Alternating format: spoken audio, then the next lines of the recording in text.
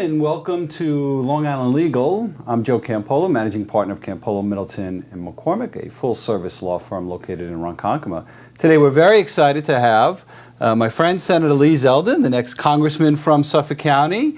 Senator, welcome. Thank you for having me. Thank you for being here. So I just wanted to give you a shout out. We just had Memorial Day, and I just wanted to say thank you for your service to our country.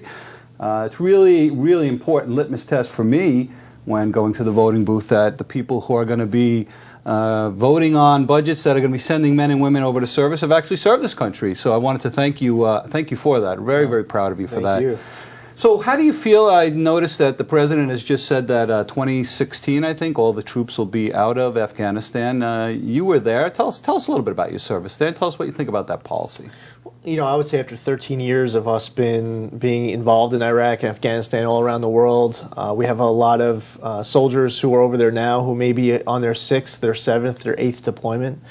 And they have families back home. They have kids, spouses. So it's been difficult during this well over a decade-long now time of conflict. So for sake of our military families, I'm very happy to see for them an opportunity for our military to recharge and retool, and see an opportunity for families to retool. You know, I think that while that is good, that we would have more families together back home, at the same time, I am concerned with the Pentagon's decision to reduce troop strength to the lowest level in 74 years. Right. And I think it's no coincidence that literally within days of the Pentagon announcing that, Vladimir Putin, who wants to be Vladimir the Great, decides he wants to annex his neighbor. Right. So I think that we have to be smart with our foreign policy, and we have to be consistent with it. And when our troops come back home, we have to give them the care that they need. And right now in the Department of Veterans Affairs, we're seeing veterans now who are dying literally on secret wait lists. Hundreds of thousands of people waiting a year, 2, 3 years to get their disability claims finalized. Veterans are turning home with post-traumatic stress disorder with mental health needs. So I've actually called on General Shinseki. I have a lot of respect for his service. Right. But as a VA director, he's been here for 5 years, and it's time for new leadership. I agree. I mean, for me, it's no surprise when you have a president who never served in the military.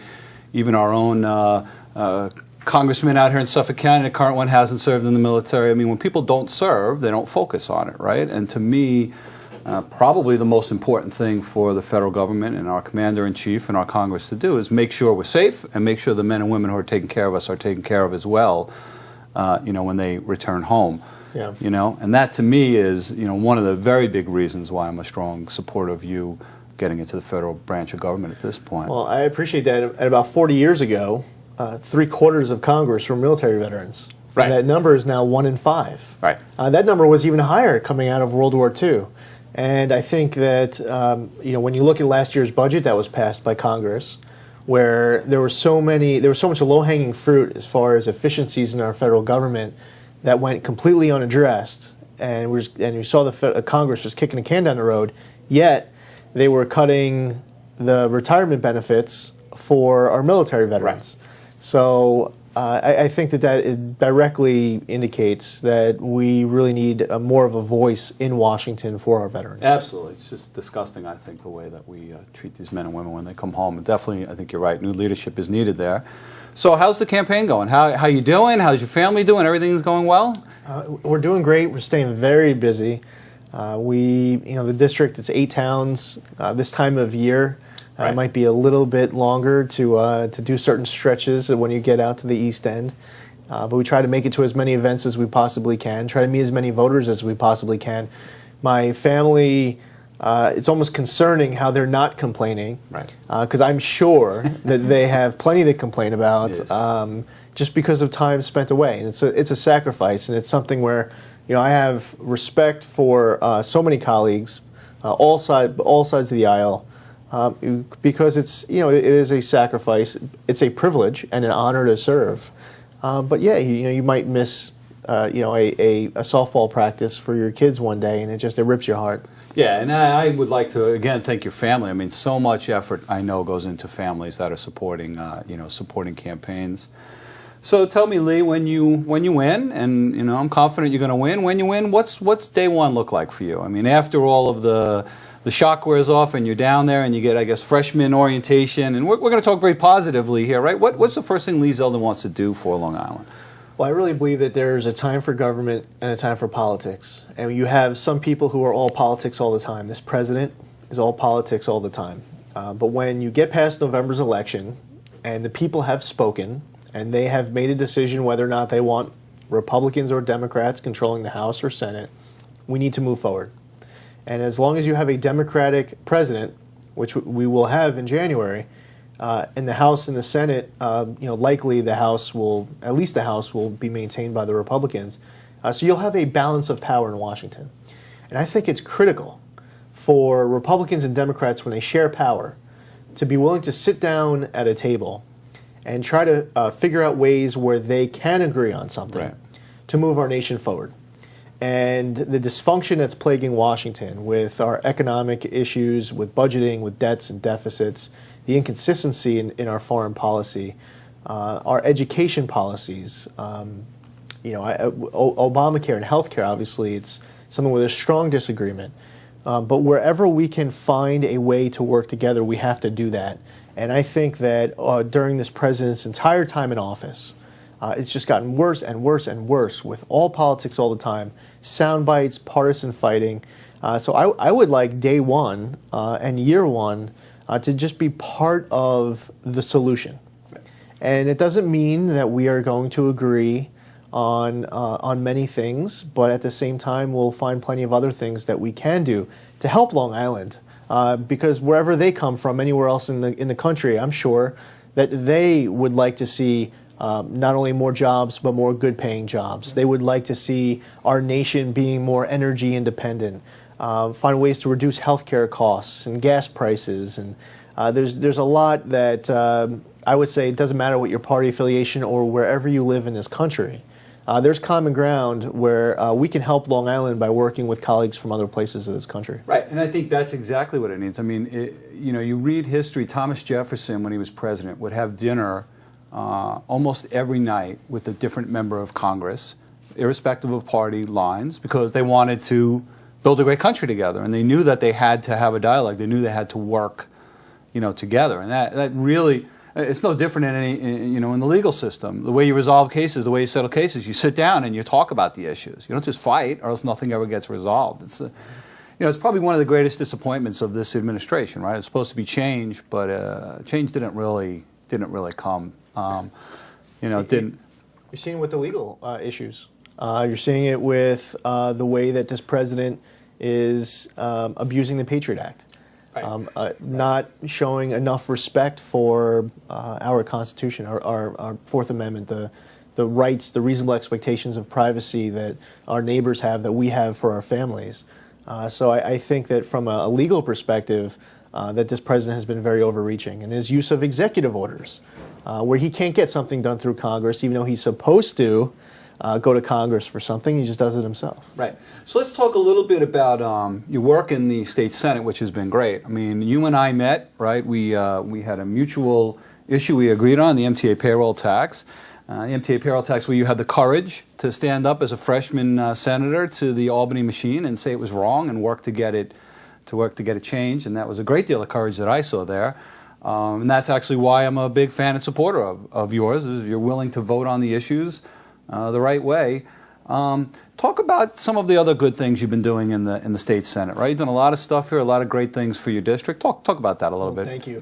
Yeah. So I've introduced legislation to eliminate the saltwater fishing license fee. We were successful in getting that done. Great thing, absolutely. The first bill that I got passed when I got there in 2011 was a bill to require a 2/3 supermajority vote in order to increase taxes and fees, because we do not have a tax problem in Albany. We have a spending problem. Right. It's not that we're not generating enough revenue. We are. We just have to spend it as efficiently as possible. We passed a law. I wrote a bill to protect our families from protests and military funerals.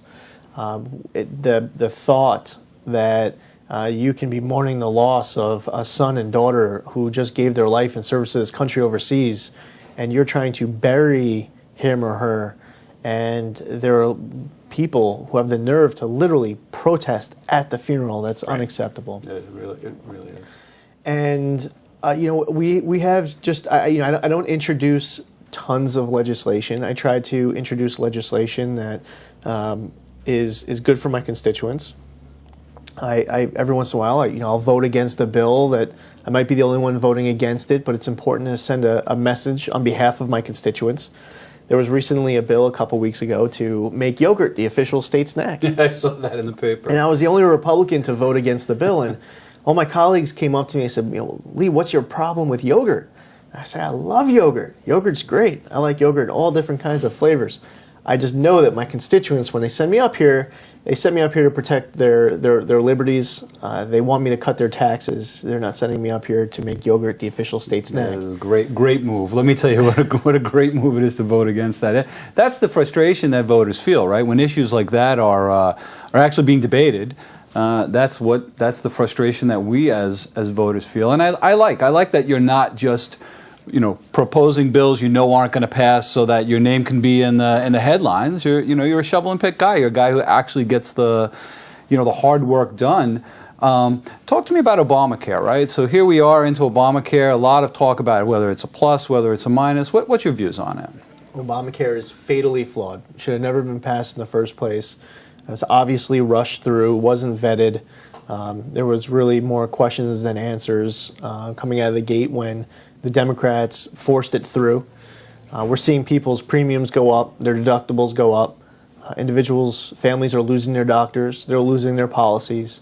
There are tons of stories all throughout the 1st Congressional District of how Obamacare is adversely impacting them and their families, people at work. So I believe that Obamacare needs to be repealed. I don't think that it has had the desired consequences for those who are advocating so strongly for its passage. And I feel like it's really in the best interest of our nation's healthcare to chart a better path, to pursue affordable, accessible healthcare and do it in a way that fosters more competition in the private marketplace, where Obamacare, we're seeing networks just continue to shrink, less and less people doing business with the exchanges. I'm proud to have led the fight up in Albany against Obamacare. The governor created a state exchange unilaterally via executive order in April of 2012, and it was actually very well documented when he did that. All the news accounts of it said that he did it because the Senate Republicans refused to bring the bill to the floor for a vote. We knew that this was not going to work, right. And but the Democrats just insisted on trying to get this thing done. Yeah, it's tough. Small business owner that I am, healthcare costs are, through the roof. Trying to remain competitive, trying to keep people here on Long Island by remaining competitive. Still hear the same complaints everywhere I go about the taxes that are being levied here on businesses on Long Island. Makes it very, very difficult. I mean, from a taxpayer perspective, right? You guys are our board of directors. You elected officials are our board of directors. You're there to vote your conscience and to do it in the most economically efficient way. It's just gotten unbelievable the way that they're spending money nowadays. But some of these stewards of your tax dollars believe that not only is it patriotic to pay taxes, which means that we live in the most patriotic state in the country. Absolutely. They say that taxes have no effect on behavior. When you claim that people are leaving the state because of our tax policy, they demand proof. They don't believe that people are leaving. So we say, all right, well, if taxes have no effect on behavior, why don't you make taxes 80% or 90%? Just make taxes 100% if it has no impact on behavior. Right. Oh, no, now you're being silly. And I think that a lot of New Yorkers have hit their breaking point. A lot of people have left. Not just because of how great the quality of life was waiting for them in North Carolina or South Carolina or Florida, or wherever they moved to, but because something put them over the top here in New York. They love New York, they want to stay here, their families are here, but something sets them off. Maybe it's the MTA payroll tax for some employer. Maybe it's the property taxes or the energy costs or having the highest corporate marginal income tax rate in the entire country.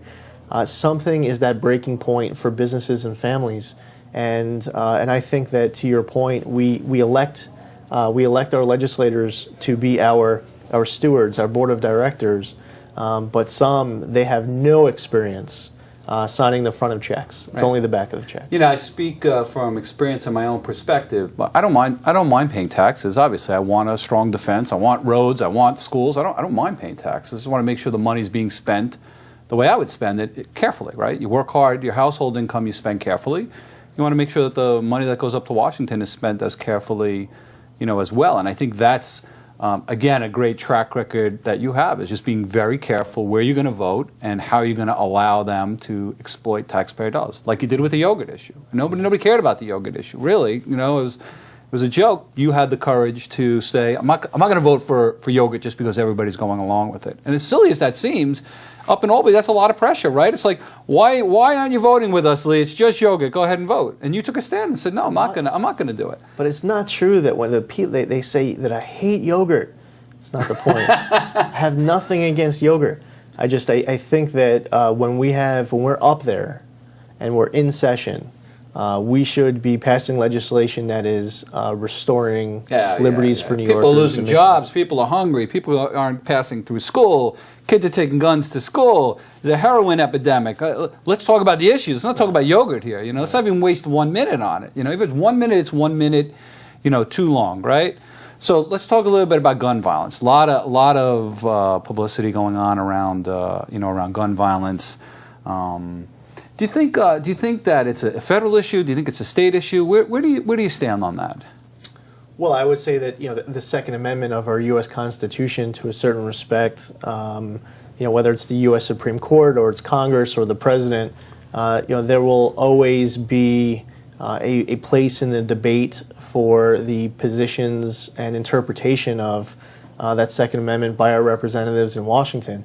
But we see it as state and even in a city level with some of the policies in New York City. We have many different levels of government putting their own interpretation and spin on what that Second Amendment means, and also how a particular politician may want to protect people from gun violence. And I think that everyone has a concern, whether you're a gun owner or not, whether you're pro Second Amendment or not. I think everyone wants to have a secure community. There's a difference of opinion between many Americans as to the best way to secure a community. I personally believe that having a gun-free movie theater does not protect the people going there. I would, because I'd prefer to go to the movie theater where I'm going to feel safe. I think that's no coincidence that in Colorado, right, where we had the mass murder, that person passed two movie theaters to get to the gun-free movie theater. Right. We've had incidents in Oregon where there was a mall shooting where it was a gun-free mall. Right. And I think that one of the best things that we could do to combat a bad guy with a gun is a good guy with a gun. And we have law-abiding citizens here in New York and across our country who they respect the firearm, they respect the law. They understand that they have a right to protect their lives, their family, their home, and I would urge very strong caution on any politician who's trying to capitalize on emotion and sentiment, passing bad policy, where the only people who would comply with your new bad policy are law-abiding gun owners. Right. Guns don't kill people. People kill people, right? If it wasn't guns, it would be sword. In the past, it was swords or knives or poison or whatever. People kill people. It's not the guns. You focus on the guns, I think it's the wrong issue. So you're coming into a primary soon, right? June 24th. June 24th.